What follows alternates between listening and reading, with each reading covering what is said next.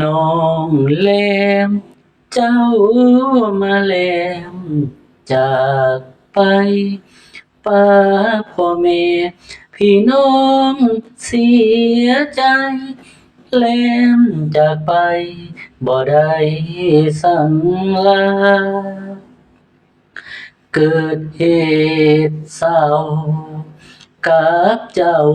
สาวลาวบ้านนาขอให้น้องไปเป็นนางฟ้า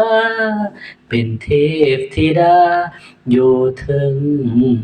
สวรรค์คนบ้านเดียวกันคนสวรรค์บ้านโพสีแก้วออกข่าวทีวีแซวแซวสาวโพสีแก้วเมืองใสภู